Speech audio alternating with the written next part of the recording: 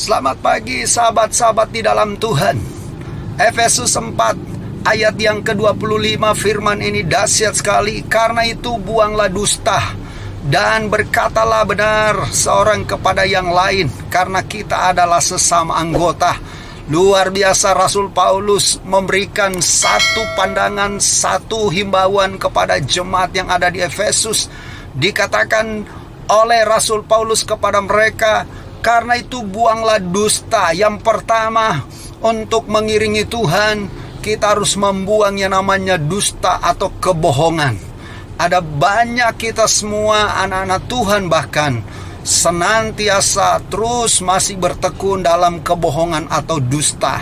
Paulus berkata, buanglah dusta, buanglah kebohongan. Jadi sahabat-sahabat dalam Tuhan, bukan hanya jemaat yang ada di Efesus yang dihimbau oleh Rasul Paulus untuk membuang segala dusta atau kebohongan, tapi kita juga sahabat-sahabat di dalam Tuhan, bahkan juga keluarga-keluarga kita, supaya kita tidak lagi hidup di dalam kebohongan atau di dalam dusta, tetapi kita hidup dengan jujur, hidup berkata benar, hidup berkata jujur di hadapan Tuhan. Karena itu sahabat-sahabat di dalam Tuhan, mari kita buang semua dusta, semua kebohongan di dalam kehidupan kita, agar kita layak dan berkenan di hadapan Tuhan.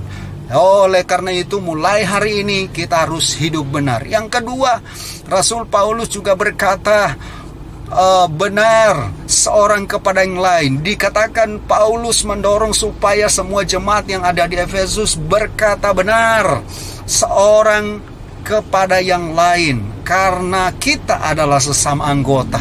Jadi selain kita membuang dusta atau kebohongan, kita mulai membangun kata-kata kita yang benar, kata-kata kita yang membangun orang lain, kata-kata kita yang jujur. Kenapa? Di hadapan manusia kita bisa berbohong, di hadapan manusia kita bisa berkelit, tapi di hadapan Tuhan semua terbuka. Saya senang kalau memberikan konseling pranikah atau konseling apapun. Selalu saya dorong mereka yang mengikuti konseling ini supaya hidup jujur.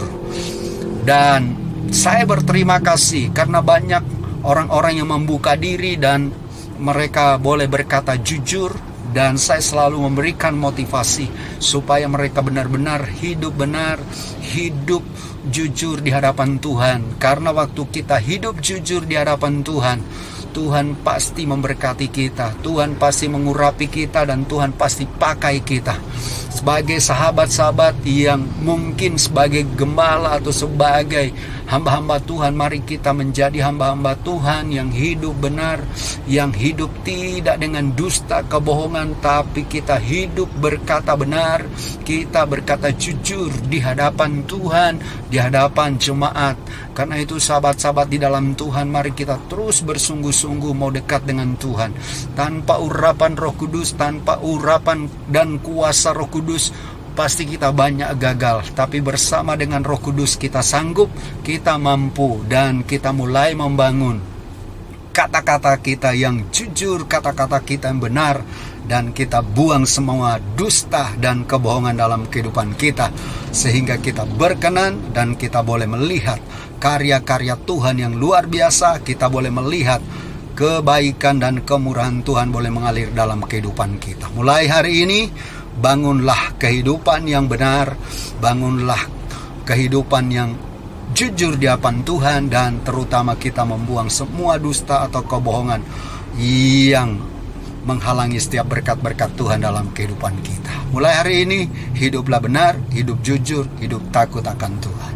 Hamba berdoa buat sahabat-sahabat di dalam Tuhan, biarlah Tuhan kami mulai saat ini Tuhan boleh melihat kehidupan kami. Kalau kami masih suka terjatuh dengan kebohongan, dengan kata-kata yang tidak benar, kami mohon Engkau mengampuni setiap kami, sahabat-sahabat di dalam Tuhan, sehingga kami mulai hidup benar, jujur di mata-Mu. Di dalam nama Tuhan Yesus. Haleluya.